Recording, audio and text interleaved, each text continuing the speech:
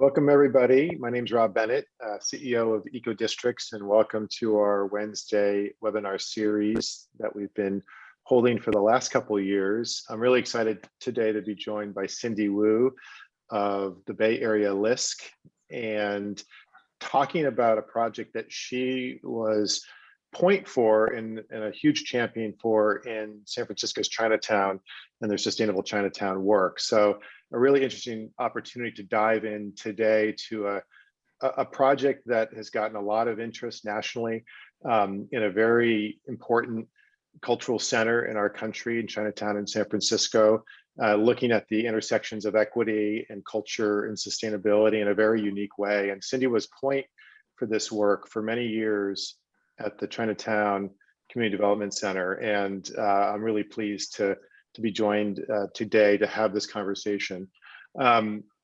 Just for housekeeping purposes, this is being recorded. For those of you who are Eco Districts AP, this is part of our continuing education program. So we're pleased to have you and to participate in this today. We will be hearing from Cindy in a few minutes, and then of course, as always, we will do a Q&A where I will take a look at the questions that you're asking. Please put those questions in the Q&A if you could. Often we use the chat function, but if you would, please use the Q&A, and I will work diligently to look at your questions and try to get as many to them and create a nice conversation for Cindy and I to have for the second half of the hour.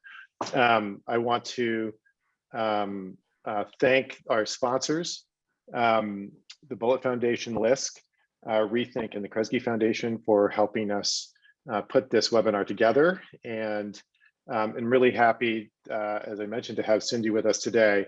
So Cindy is now the executive director of the Bay Area Lisk after spending over 10 years in Chinatown as the deputy director and the community planning director for the Chinatown Community Development Center, where she helped the organization through a significant growth period in which over 3,000 units of housing were planned and developed, and over $45 million of public investment was made in the community. So a tremendous amount of change and investment. And with that, of course, has a lot of upside that we're going to talk about, but a lot of the kind of key issues that are specific to Chinatown and displacement that Cindy was working very hard to overcome and threading that sustainability and equity needle in Chinatown.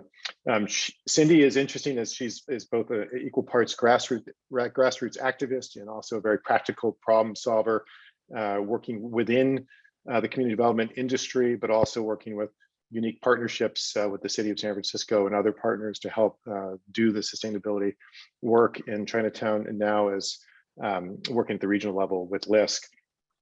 She was also a member of the city of San Francisco's Planning Commission and was chair for a term, which gives her a very unique, I think, perspective of how her work in Chinatown informs public policy, both in San Francisco and also in the region. So we'll probably get into some of the questions associated with the role that cities play in activating this work.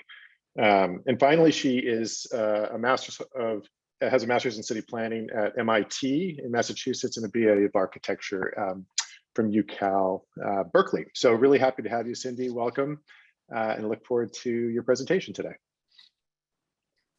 Thanks, Rob, for the warm welcome. It's really great to be here and talk about this project that I love so much. I think that Teva will pull up the slides. Thank you, Teva.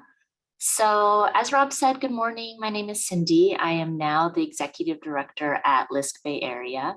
For those that are not familiar with Lisk, I like to say that we facilitate the creation of community-centered agendas and then drive investment to those agendas. We broadly play the role of investor, technical assistance provider, convener, and advocate. But I will say that everything I learned about creating community-centered agendas, I learned it in Chinatown. I've been at Lisk for 18, 19 months now, so perfectly lined up with the pandemic. And I'm very grateful for all of the on-the-ground experience that I was able to bring. And that's really the lens that I hope to do all of my work with. So next slide, please. Today, I want to describe this initiative called Sustainable Chinatown and talk through how that experience really translates for me. And now that I work at this regional scale, Lisk Bay Area covers 9 counties. That includes over 100 cities, including San Francisco, Oakland, and San Jose. So I spent 13 years of my career working in one neighborhood in one city, and really taking this much more regional lens to it now. So first, some context about Chinatown. I hope that many of you have had the chance to visit San Francisco's Chinatown. It is one of the last affordable neighborhoods in San Francisco. I don't think this is a surprise to many people. It is surrounded by very wealthy neighborhoods. They're all hills: Nob Hill, Telegraph Hill, Russian Hill. On the other side, it's bordered by downtown. And so the development pressure on Chinatown is immense. The value of the land, if these buildings were demolished and something much higher were built in place, is really incredible. Next slide, please. So in the core of Chinatown, you wouldn't know it looking at the outside of the buildings from that previous slide. It is the densest neighborhood west of New York. It is due to the fact that there's so many units that are single room occupancy. Here's an example of one, an 8 by 10 room. This is about half the typology of the housing stock in Chinatown: shared bathroom, shared kitchen, and so really a dense living situation. Next slide. Oh, I didn't, yes. So, and almost everyone is a renter, and most of the housing is owned by private owners. And so it's not under either CCDC or other more mission-oriented ownership. Chinatown is this really important gateway for immigrants and low-income people. The median income in Chinatown is less than $20,000 per household. The historical underpinning of that is Chinese exclusion, first into the country, and then exclusion of Chinese people to live outside of Chinatown. And so this incredibly rich cultural fabric was built, and also a system was created for people to help one another to navigate coming to the US and being in the US. Next slide. Chinatown is a neighborhood that I call green by necessity. Residents save and wash every single bag that they use to save money. SROs have, like I said, shared kitchen, and so also shared food storage. And so you can't buy a lot of groceries at a time. You buy enough for 1 to 2 meals from the grocery store downstairs. Everything is retail on the ground floor, housing above. But it's not a lifestyle choice. It's not an urbanism choice. It was shaped by need, and these decisions, like the decision to buy only a few groceries at a time, it's shaped by the physical world that you live in.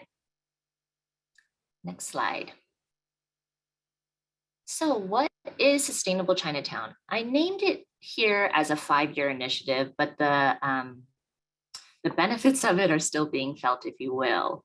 We called it a collective impact model, and it was a partnership between CCDC, San Francisco Planning Department, San Francisco Environment Department, and enterprise community partners. And one of the first things we did was apply for grant funding to get ourselves going. And so we were awarded the Partners for Places grant from the Funders Network for Smart Growth. I think I got that right. And so that process of needing to do the grant writing really made us have to come together to understand what were we trying to achieve. Next slide, please. And so the mission of Sustainable Chinatown was really expansive: maintain the affordability of housing and commercial properties, sustain the community's unique culture and history, and improve the neighborhood's environmental performance. So it's sustainability defined broadly. It's about people's ability to stay, to sustain their lives, to sustain their place, to claim space, in addition to these green metrics that we were working on. Next slide.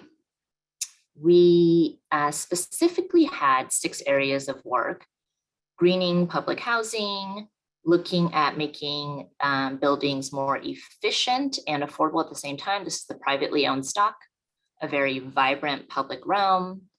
Thinking about district-wide infrastructure, this is where we worked with eco districts quite a bit. Data and making data open and accessible, and of course, community engagement. I mean, I cannot stress enough that none of the sustainable Chinatown work would be possible without all of the organizing and base building that CCDC's 40 years of history, now 44 years of history, brought into existence. And so I think an initiative alone without the people power behind it would not be a successful initiative. Next slide. This is an example of a local poet wrote this couplet. Couplets are a traditional Chinese art form. We asked him to write it for Sustainable Chinatown to represent what we were trying to do. The fact that we wanted to use art to represent what we were doing was about recognizing culture. And so the translation is a beautiful neighborhood with good fortune and peace, and housing with luck, longevity, and health. And so folks often put these on both sides of their door during celebrations. And it was a really meaningful way, I think, for us to create something that represented sustainable Chinatown. So what were we able to achieve? If you could hit the next slide, please.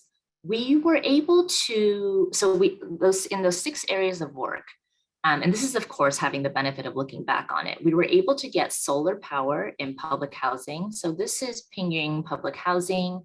It was built in the 50s and 60s in San Francisco's Chinatown by the Housing Authority at the time. And in 2016, San Francisco looked at rehabbing or rebuilding a lot of its public housing stock.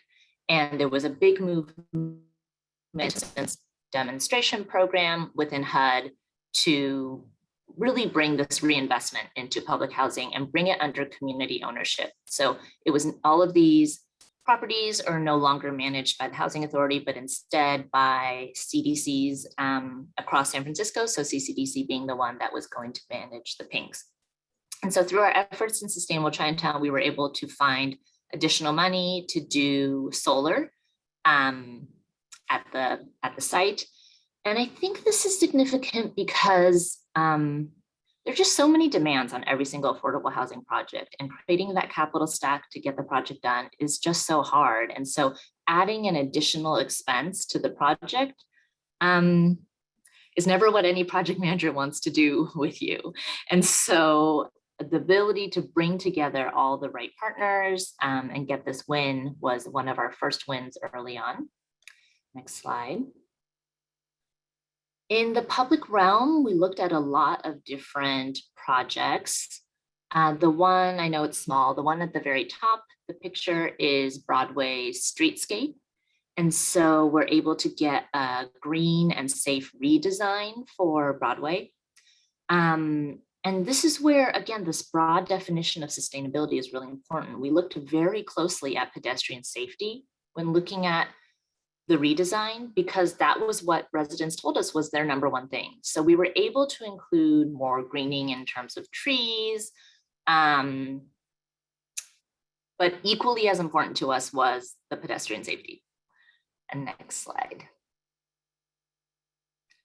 We also did some work on alleyways. This is a long-standing program within CCDC. There were a couple of alleyways at that time that we were working with Department of Public Works on. And so the Spofford Green Alley was a demonstration project to look at a rain garden or offsetting rain, because San Francisco has the combined sewer and water system. And so if too much rainwater gets into the system, the whole thing floods, and you don't want that to happen. Next slide. Youth engagement was a really big part of our work. We created opportunities for youth to create programming in public open space and programming and recreation opportunities, and really it's about leadership development at the same time that it's about knowledge about greening and knowledge about sustainability, more traditionally defined.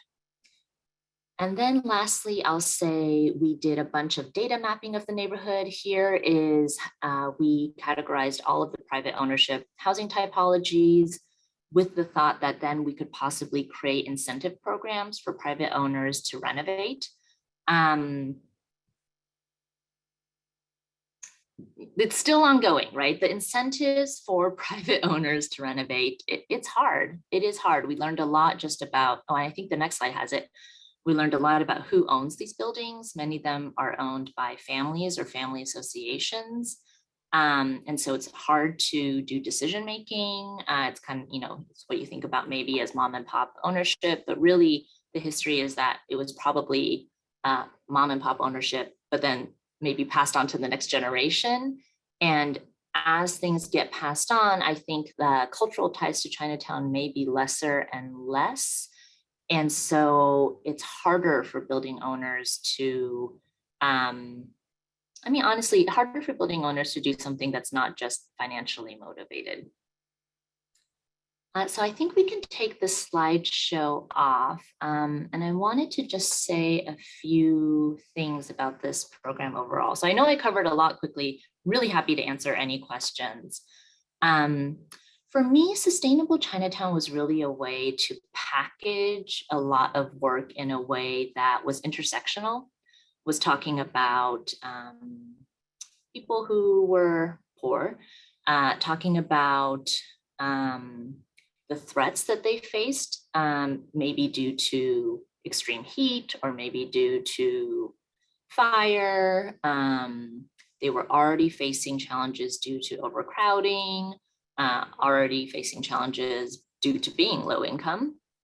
And then CCDC brought this rich history, like I said, of organizing and empowerment. And so putting that all together, how could we use the Sustainable Chinatown Initiative to basically win resources, right? Win resources to make these investments into the neighborhood. And that's part of how we won these $45 million in resources over, I think it was over a span of probably 7 years. But it doesn't start and end with an initiative, right? It's a continuum of all of this work that a place like a CDC can do. I think that the really important values that came out of it were to make sure that self-determination was a #1 value. And that's something I really bring into our work now. Self-determination by communities of color over their own neighborhoods, that has to be the first thing that Lisk is trying to do. And that's not always easy. Sometimes that means power sharing. No, it always means power sharing. Sometimes it means passing on power. And that's not the way that, I don't know who's in the room. That's not the way that CDFIs think. But we're all being challenged, right? In this moment of, after the Black Lives Matter protests last summer, being in the pandemic and laying bare all the inequities that are exacerbated by the pandemic, I think that there is a feeling like we are not trying to go back to doing work the way we were doing. And so what does it mean to center empowerment, center equity, center justice as we move forward? And for an intermediary like Lisk, I think it's really about supporting on the ground organizations. It could be a place-based CDC, it could be a community land trust, it could be a social services organization, it could be a church, it could take so many different forms, but supporting with resources and not just grants and loans, but access to relationships, access to resources defined broadly so that, again, people of color communities can have self-determination over their own neighborhoods. So I'll pause there for my opening remarks, if you call them that. Great. Well, thank you, Cindy. Lots of details in a short period of time. So we'll try to tease these out over the next 35 or so minutes. One, I just want to reflect that, the work that you did, and you as a leader, is sort of very much in the spirit of the eco districts community, fellow travelers who are who believe very deeply in that place-based and locally led work, where you are working intersectionally, as you say, to solve a variety of challenges. So that collective impact strategy you mentioned, collaborating with a series of partners, a common framework, common metrics, that's very much at the heart of, of the eco districts model that we promote as well. So that we can, in essence, build new, strategies and new models that can emerge around the country. And I think that's why Sustainable Chinatown is really, really important. And you mentioned how it's now informing you as a regional leader, and how you try to direct resources into communities. So I want to start with a sort of a broader question, because and since you've been around funders and you mentioned CDFIs, there seems to be a tug and a pull between place-based, self-determinate community development, beyond a building or beyond a series of buildings that maybe, are focused on affordable housing, but real neighborhood change. And sort of the broader context of neighborhood planning and even regionalism, where transit and water and other things, happen at a regional level. Can you talk a little bit about what you're seeing in the Bay Area, between that push and pull, and, where do you sit on that? Where do you sit on really activating local leadership that requires a tremendous amount of not only, leadership development, but also continuity so the work can continue, as you say, over time? Well, I think I've already given up that, I was raised at CCDC, right? So I have to, I believe so deeply, because I've experienced it in this place-based model. I know that it takes a lot of investment, but I mean, I don't know, look at all the things we invest in as a country, as CDFIs. And so our name, where I work now, is Local Initiative Support Corporation, right? The local initiatives has to be where the change is coming from, because if there's going to be racial equity, it has to be local. It has to be people speaking for themselves. I'll say in housing, and the movement is broader than housing. In housing, something interesting is happening in the Bay Area, because there is a move for the Bay Area, BAFA, Bay Area Housing Finance Authority. So possibly a regional finance authority. It's been created in governance and needs to be funded now. But I think that the values of self-determination have really gained a lot of traction. Probably that it's always been in the Bay Area, because it's 100 cities and 9 counties, and each one has its own city council. I think there's always been a strong ethos around self-determination. But I'm seeing so much movement around community ownership, around community land trusts, around teaching a lot of different players the role that they could play in affordable housing. So churches, for example, own land. They probably don't want to become affordable housing developers themselves, but how can they use that land to meet their mission, maybe in a slightly more expansive way, which is to imagine affordable housing on it? And what skills, though, do they need to make sure that, I mean, very frankly, they're not being taken advantage of, that their vision is being implemented, and that if there is any money to be made in affordable housing, which there's not really, that it is not only going to the developer. That's great. There is a question specifically about how would you define self-determination? Can you just expand on that a bit? It comes down to decision making. So for me, self-determination, I mean, I worked for so long in the planning public realm, right? So I think it's a little simpler when you think about a project. The biggest open space in Chinatown is Portsmouth Square. who's deciding on the design of Portsmouth Square? This is happening now in real time. It's a legacy in some ways. Sustainable Chinatown played a role in it. So I think that public planning departments probably all throughout the country do charrettes and this and that. I think that's what we all learned in planning school. But what input are you really using at the end of the day? And this is the thing about power sharing. You're not the expert if you work, sorry, again, I don't know who's in the room. From my point of view on the Planning Commission, you're not an expert if you work at the planning department. You are a facilitator. And I think if you can be an advocate, that's how you then advocate for self-determination to happen. So that's, in the realm of a design.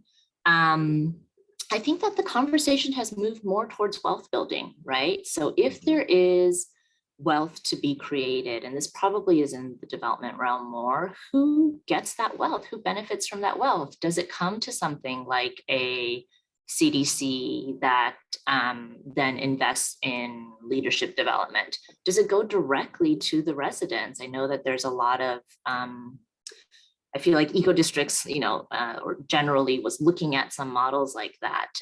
There's a lot of thinking now about making sure that those that live in a place are the ones that either financially benefit or call the shots on the change that's happening, so that it's not just top-down change. And this is really a Bay Area context because it's such a hot market. So it's all about, like, there's not as much, and I'm overgeneralizing, but there's not as much like trying to seek development. I think it's really about shaping it so that it can be development without displacement. Yeah, that makes a lot of sense. And I think you're right that from where I sit, self-determination really is becoming a conversation about upward mobility, choice, and wealth building. And really the underpinnings of racial exclusion are kind of at the center of that. And so the next question around that is, collective impact suggests multiple partners collaborating and sharing power. You had the city's Department of Environment, you had enterprise, you had the foundation community, you had Chinatown Community Development Center. Was your organization kind of the backbone of this work? And can you talk a little bit about how you navigated that power dynamics of agencies, for instance, that have procurement rules or have their own sensibilities of, technically what needs to happen, and how did you navigate that as, I assume as a representative of the community and the kind of voice of community?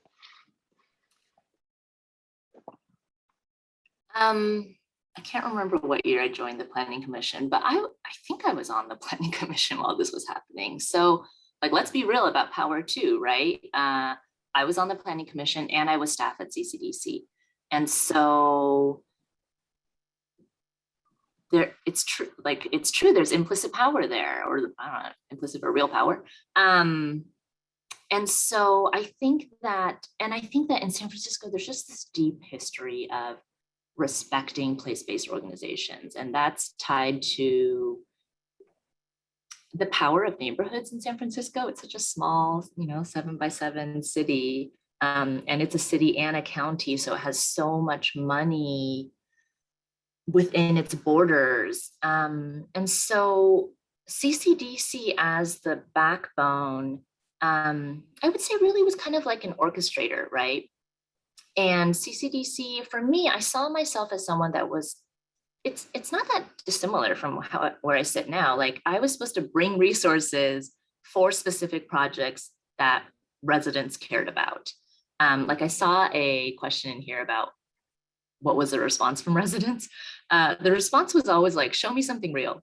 Every time it was just planning, they were like, I don't know, this is so vague, like, show me something real. So like conversations around Portsmouth Square were very in-depth. Conversations around Broadway streetscape were really in-depth. And just so much community celebration when you did the ribbon cutting, when you saw that this was a place. Chinatown has like the lowest square footage of open space per capita in San Francisco. So Rob, to get back to your question, so I think like understanding the backbone role is about understanding your own power and whose voices are you uplifting and who are you trying to benefit. And another thing I'll say is it's really important to find the right partners in your collective impact model. And I mean down to the staff person at those agencies. Who can you build a vision with, and who can you trust that they will hold this vision up, when there's tension, there's tension against other city policies. You're right, who do you build those strong relationships with that you feel like, I don't mean to be so adversarial, but like they'll have your back when it's hard. That's great, thank you. There's some questions here in the Q&A and chat, and reminding folks to use the Q&A if you could, regarding kind of the inevitable displacement or the inevitable gentrification. I think we need to be careful about improvements to a community, don't always correlate to displacement, but they can, and they certainly do with communities that are most at risk of being moved along. And in San Francisco and Chinatown, where you have half the residents in SROs, and it's the densest neighborhood west of New York, what's the sort of current state of affairs in Chinatown, and has any of the sustainable Chinatown work really been pointedly addressing anti-displacement? I know you've written about this as a fellow at Lisk, so I'd love to hear your thoughts on, how are things going, and what are the kind of anti-displacement strategies that are happening or need to happen? Yeah, I totally neglected to talk about zoning. We could not have done the Sustainable Chinatown Initiative if we didn't have the zoning in place. So, and it's been a while since I talked about this. 1989, the Chinatown Plan was voted into existence. And it, among other things, it created height and FAR restrictions. So density, how much you could build, height restrictions, and 1-for-1 replacement requirement. So if a unit of housing is demolished, it must be replaced.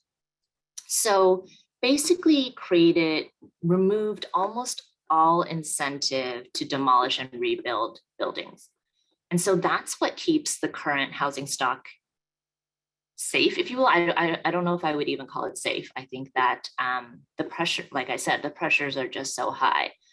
But there are these zoning and planning protections against demolishing buildings, because the incentive's not there. You don't get to build what would be cost effective in its place.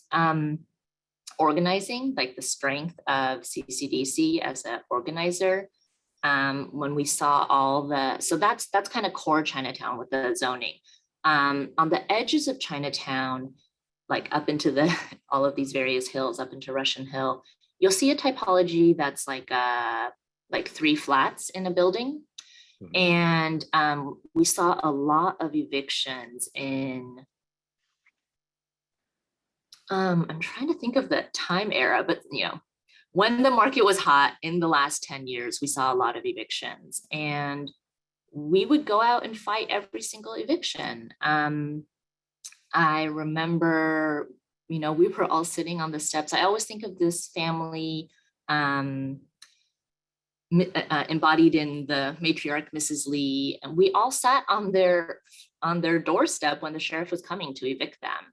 And so I now see that I knew, but I now see that not every city has that infrastructure to be able to do that. And so evictions happen, evictions happen, but even before evictions happen, like people get forced out because landlords are just forcing people out before it even gets to eviction, before it even gets to court, right? So let me make a plug for legal services for renters. There's and then let me make a plug for rental assistance right now. If you know anyone that is behind on their rent because of COVID, contact me and I will give you the number or the website to go to so that they can get California resources to pay their rent, and so that they cannot be evicted. And so so all the other work that CCDC was doing was really important to setting the foundation to build it, to try something like sustainable Chinatown. Otherwise, I think that an initiative just looking at, the greening projects, the solar project, the rain gardens, it wouldn't have that intersectionality. It would just be like a nice project, and maybe wouldn't be for the residents. This is another thing I used to say, is that designers designers have an aesthetic. And so if the residents want like a concrete block as a bench, as opposed to, what you think because the designer is so beautiful, like you have to go with the concrete block. And that's maybe the thing that preserves the neighborhood in a symbolic way. What's useful, what's practical, as opposed to what's beautiful in the eyes of an outsider. Yeah, that's really interesting. You mentioned the 1989 plan and zoning. There's a lot of work being done in this, at the intersection of like updating zoning and releasing more or putting more flexibility into the system. In Oregon, where I'm from, we moved very quickly on a variety of housing strategies that were sort of stuck for frankly a couple decades, including inclusionary zoning, but also outlying single family zoning by right. And I believe California is following suit, and other states. Missing middle zoning, allowing more flexibility. You think of Chinatown historically, and so many parts of most of our cities, there was just inherent flexibility, in that sort of use and in those patterns. And I'm curious about the tension between zoning that is one-to-one replacement, for instance, when there could be higher densities introduced, and the trade-offs of those higher densities to potentially move people from SRO into larger units or introduce more family units. Can you talk a little bit about the changing, or what did you learn, is there sort of a common sense of the future of Chinatown? Is it more the same, like we want to preserve the deep affordability, the SROs for those who really need that kind of housing, or is there sort of a desire for transition to larger units, more family size units? Can you talk a little bit about that? Because I think that's at the heart of some of these conversations, is kind of this lock it down, preserve, or think of flexibility that, well, it may impact the market, or the market may impact the ability to get higher densities and more units and more flexibility and perhaps better living conditions is potentially at play. Yeah, so number one, it's only been 18 months, but I feel like I can't speak for Chinatown anymore. It's been a pandemic 18 months, so it's been a long time. I told my friends at CCDC I was doing this chat. I got their permission. I think the question is, like, you have to, I don't know, for me, you have to hold affordability first. So, but this is a question that gets raised all the time, right? SRO families, there at the time, there were 500 families living in SROs. So not every SRO had a family in it, but we knew of 500 families living in SROs. They don't want to live in SROs. What is the opportunity in Chinatown to create affordable family-sized units? And so CCDC did a number of projects that were a little bit on the outskirts of Chinatown. There was an old, the freeway, the Embarcadero Freeway came down in an earthquake, or was damaged in an earthquake, then was demolished after much community debate. And so it created some sites. And so CCDC won the developer rights to develop on those sites and developed family housing there exactly for this purpose. But I think that preserving the affordability for people who are in place, that's your power building strategy. And so if you lose your base, I don't know, you got to start all over. So there's a real need to, as you say, focus in on the community that's there, and the sort of, work sort of incrementally on sort of changing use, if you will, or as you say, sort of building some for family housing when sites come available. Yeah. Is the zoning in Chinatown is the zoning flexible in certain places where higher density family housing or SRO replacement is possible, or is that a real challenge given the built out nature of the community? So there are no sites in Chinatown, but there's one, there's like a giant rock there. I think it's impossible to build on. So there are no sites in Chinatown, but so that's why we looked at pinging the public housing so much in Sustainable Chinatown, because those were family-sized units sitting in the middle of Chinatown, and they were dilapidating, the physical condition of the building. So we, made sure to bolster them up so that we don't lose them, basically lose the building because it's so in such poor condition. And then bringing it under CCDC management was really important for the long-term affordability. So I think it's about finding those niche opportunities. Whether or not Chinatown itself is the answer to family housing, I don't know, right? And so this is like a very San Francisco context. Are there other opportunities to build family housing in the rest of San Francisco? And you could think about then, there's an SRO Families Collaborative, Chinatown, The Mission, Tenderloin, SOMA. And so there have been organizing movements to make sure that families get some kind of vouchers or some kind of,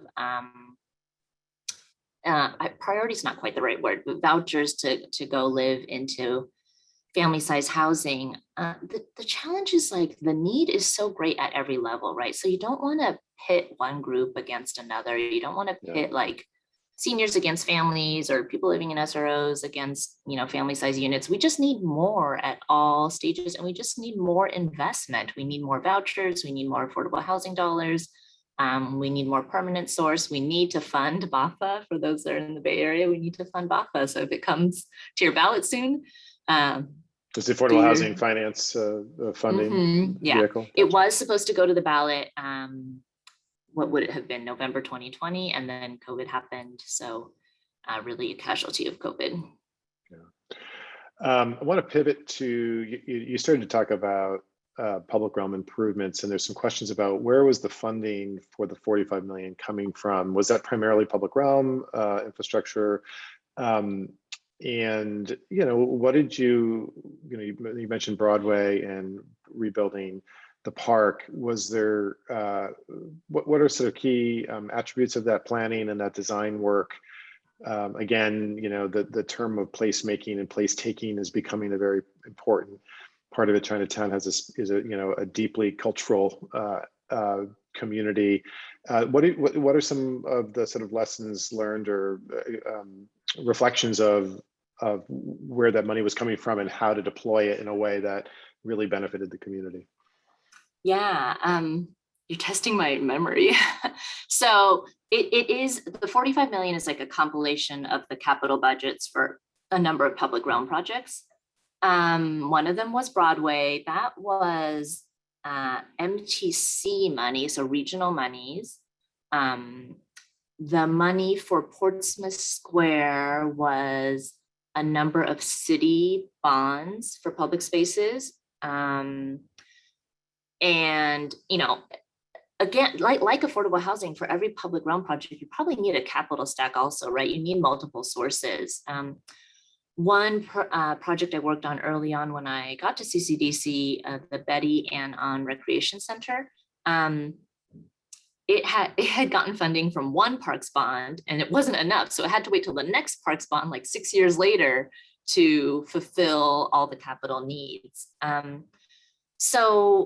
So finding the money is a special skill that having friends, having technical friends at all the various city departments really helps. Having the ability to network throughout the state, throughout the country, to find out what others are doing, how they're pulling together all the funds. They're also competitive too. So, it's not easy. There's so many great programs now in California under the Strategic Growth Council. But again, everything's so competitive. And then I think, I'll say it's really the value of CCDC driving advocacy for how the decisions were made. So CCDC played a role in finding the monies, but then also played a role in basically keeping public agencies accountable to what the public process looked like, making sure it was translated in language, but language like English to Cantonese, but then also language like planners speak to everyday person speak. And making sure that like community members were understanding trade-offs. If something was more expensive, this is what you would get. If it, if it was less expensive, this is what you would get. And I mean, I've said this already, but like really listening, right? Really using that input to make decisions and not, I mean, I think the worst is when people come into a public meeting, feel like they gave a lot of effort, feel like they gave a lot of input and then see none of it being used. And so CCDC being there as a accountability enforcer, if you will, making sure that residents' voices were heard. That's right. And sort of building off that, as you know, so many neighborhoods during the pandemic have become sort of street markets, and restaurants have spilled and bars have spilled out into the streets. In some cases, even retail has. What are you seeing? And I don't know, I know it's been a while since you've been directly working in Chinatown, and maybe you could just speak more broadly to this, but what are you seeing in this kind of pandemic response and how it's impacting communities like Chinatown? Is this a net benefit? Is this creating conflict? You mentioned there's not a lot of open space, so the streets are critical places. So anything to sort of to respond to the questions around that we can learn here for making these things successful? I mean, so Chinatown was devastated early on in the pandemic, right? Like, remember when Trump was president and said all those racist things about Chinese people and COVID? And so the businesses lost business really early on. And so this isn't quite answering the question, but I think there was a lot of effort around understanding what support small businesses could get, whether or not they can negotiate with their landlords, how they could be bolstered. Yeah. I think we all know now that PPP did not get to companies like Chinatown companies, and it was really much more local efforts that sustained the businesses that made it through. The public realm in Chinatown has always been so important because people live in SROs. The alleyways have been important. The public spaces have been important. So I live in Oakland now. I happened to be in San Francisco this weekend. It was the first Sunday Streets again. So I think Sunday Streets is in every city now. And so I saw that Grant Avenue was part of it. There was something called Joy on Joyce, I think 2 weekends ago, last weekend, an arts and culture festival basically on Joyce Alley. And so I think that's always been part of Chinatown's history. So it will continue to be. There were parklets built all throughout San Francisco during pandemic, because I think all the permits did not cost either anything or were very inexpensive. And so I think that sort of like eating and the parklet, but I find that like a continuation of the culture that already existed, a really social culture. If you go to Portsmouth Square, you see a bunch of elderly folks playing cards or hanging out. And so that public life has always been really rich. So I think it will continue to be, especially as people feel it's safer to gather. That's great. Well, thank you. Yeah, and I think the context of what the Chinese community was sort of up against in the early part of the pandemic, was very unique, and I imagine that was just a tremendous blow to the community on top of everything else. Recently hearing that over 20% of Americans have lost all of their income all of their savings during this period. It's just staggering. I don't think we'll have a full reckoning of what this means, particularly in neighborhoods like Chinatown, for quite some time. I wanted to just finish with stepping out into your role at Lisk. Now, as you think about helping to inform community development in the Bay Area, lessons you've learned, and the kind of ethos from 13 years in Chinatown, and your time in the Planning Commission. What do you think the roadmap forward needs to be? What are some recommendations you would have for cities to embrace more and more sustainable Chinatown-like initiatives? What advice do you have for CDFIs and other funders of community development?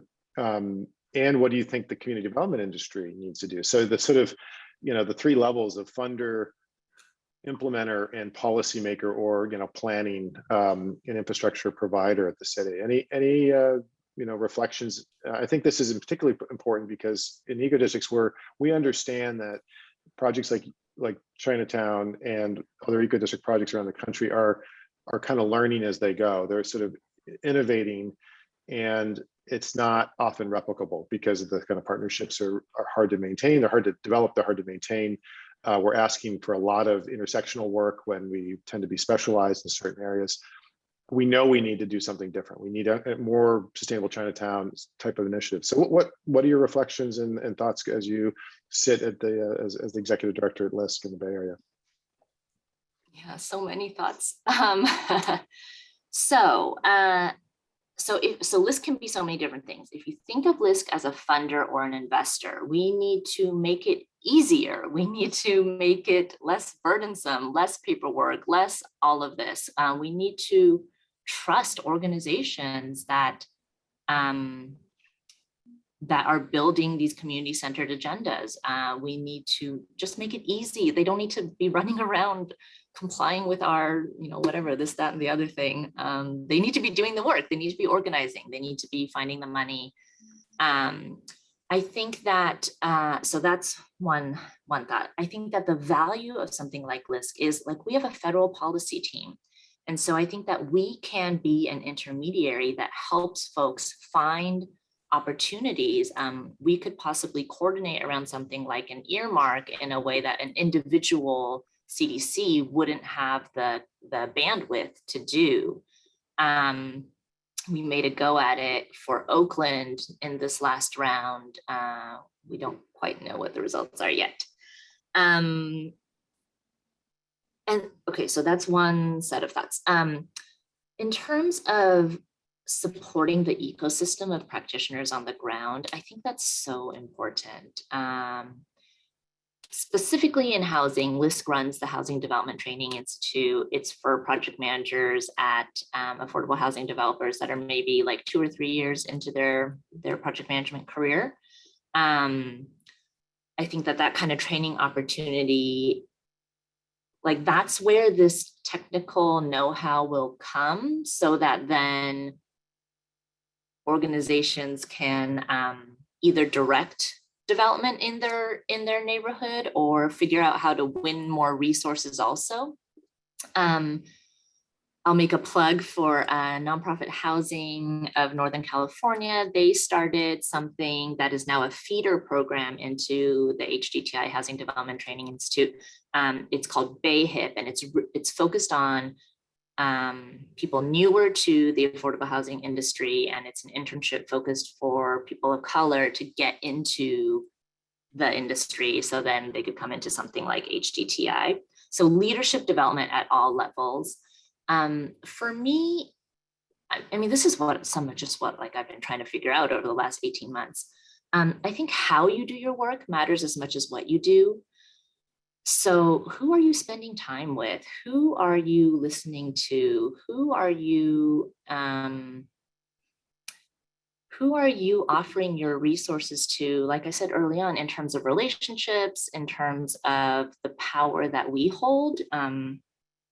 And so just really being clear that we are trying to do this work all in an intersectional way with racial equity at the center, and that it's not about enriching Lisk. It's not about us, it's not about what policy tables we sit at. It's about, so Bay Area is so lucky to have this rich fabric of place-based CDCs, right? So it's so easy already to support them in some ways, but finding other leadership, finding church leadership. So we're running a program in Alameda County this way. So supporting the ecosystem where it's at, and then changing the way we do work at these big institutions, and making sure that we are making it easier and we are really holding the on-the-ground community practitioner as the person we're designing for, if you will. That's great. I think that's a good place to stop. I think just to build off that, I think we've always maintained that community development organizations and communities generally have the wisdom and the sort of knowledge how to think through the needs and the strategies. And if we could, have more intersectional kind of planning efforts and strategy, investment strategy, that starts to bring together the key stakeholders in place in CDCs, really help, being the appropriate organizations to drive that work.